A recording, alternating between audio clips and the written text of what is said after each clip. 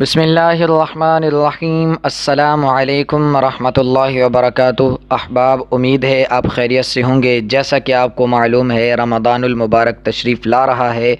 ہم نے روزے بھی رکھنے ہیں الحمدللہ۔ اللہ تعالیٰ کی طاقت اور توفیق سے نیت اور ارادہ فرما لیں۔ آج کی ویڈیو میں ہم سیکھیں گے کہ روزہ رکھنے کی دعا کون سی ہے اور روزہ کھولنے کی دعا کون سی ہے۔ سب سے پہلے بات کرتے ہیں روزہ رکھنے کی دعا۔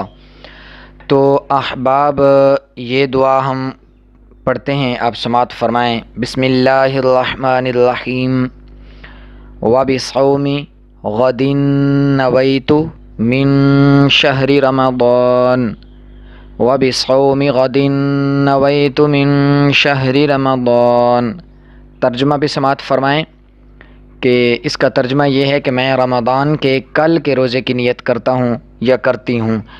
دیکھیں احباب، جس وقت ہم روزے کی نیت کر رہے ہوتے ہیں، بہتر یہ ہے کہ رات کو سوتے وقت ہی جو ہے نا نیت کر کے سونا چاہیے۔ اور جس وقت ہم سحری کرتے ہیں نا، اس وقت دن کی جو دن یعنی کہ آنے والا ہوتا ہے، اس کا ابھی آغاز نہیں ہوا ہوتا، تو وہ یعنی کہ کل کا دن ہی شمار کیا جاتا ہے۔ تو اسی لیے ہم نے جو ہے نا نیت میں، بعض احباب نے اس طرح ترجمہ کیا کہ میں آج کے اس روزے کی نیت کرتا ہوں، تو یہ ٹھیک نہیں ہے۔ غدن کا لفظ ہے، اس کا مطلب ہوتا ہے کل، تو ترجمہ یہ بنے گا کہ میں رمضان کے کل کے روزے کی نیت کرتا ہوں۔ جی، یہ تو تھی روزہ رکھنے کی دعا۔ اب سنتے ہیں روزہ کھولنے کی دعا۔ بسم اللہ الرحمن الرحیم۔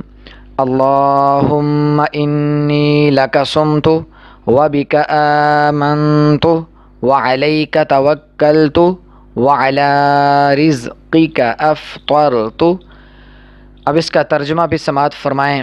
اللہم انی لک صمت، اے اللہ میں نے تیری رضا کے لیے روزہ رکھا۔ وبک آمنت، اے اللہ میں تجھ پر ایمان لایا۔ وعلیک توکلت، اے اللہ میں تجھ پر بھروسہ کرتا ہوں۔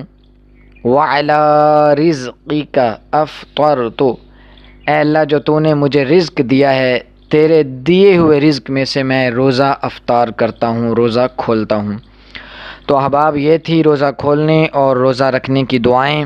امید ہے آپ احباب کو بہت سمجھ آئی ہوگی۔ اگر آپ کو سمجھ آئی ہے یا اس حوالے سے آپ کچھ اپنا اظہار فرمانا چاہتے ہیں رائے خیال کا، تو آپ ضرور کمنٹ سیکشن میں بتائیں، اور اللہ تبارک و تعالی میرے تمام مسلمان بھائیوں کی حفاظت فرمائے۔ السلام علیکم ورحمۃ اللہ۔